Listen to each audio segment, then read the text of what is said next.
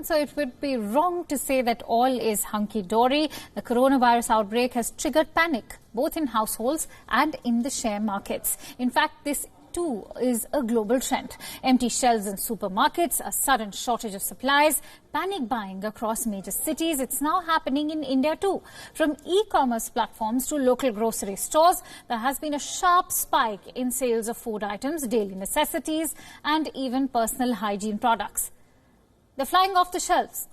If you are buying online, your deliveries are most likely to get delayed. There's panic buying in stock markets too. It was mayhem on Monday for investors. Indian markets closed in the red. Both the Sensex and the Nifty recorded losses of well over 7%. Needless to say, this fuels the crisis. Precaution, not panic, should be the mantra. One good example is Singapore. When the coronavirus crisis broke out, their shelves across the city went empty almost instantaneously. And so how did the government control it? Prime Minister Lee Hsien Loong took it upon himself to assure the people. This is the message he released on 8th of February. Fear and anxiety are natural human reactions. We all want to protect ourselves and our families from what is still a new and unknown disease. But fear can do more harm than the virus itself.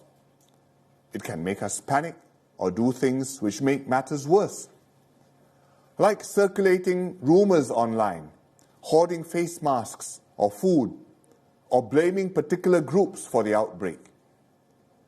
Instead, we should take courage and see through this stressful time together. Prime Minister Loong's message was simple: there is no need to hoard supplies. The assurance was followed with special measures.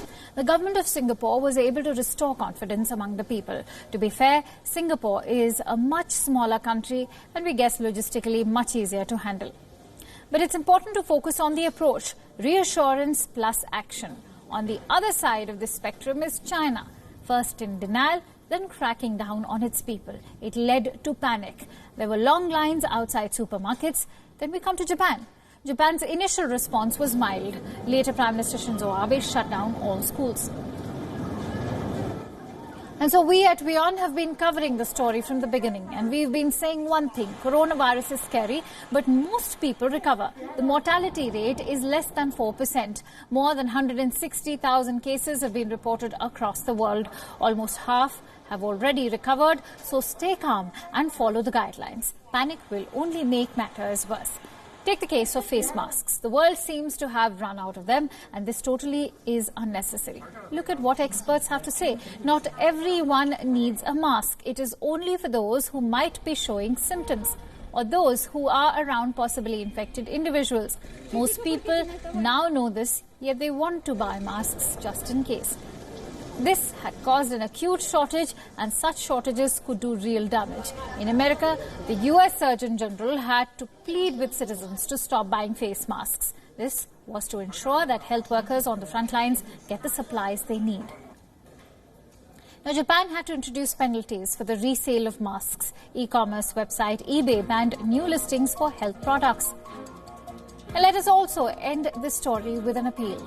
Panic has proved to be disastrous for countries fighting the coronavirus. Learn from their mistakes, check official sources for reliable information, follow the doctor's advice, don't self-medicate, and don't panic.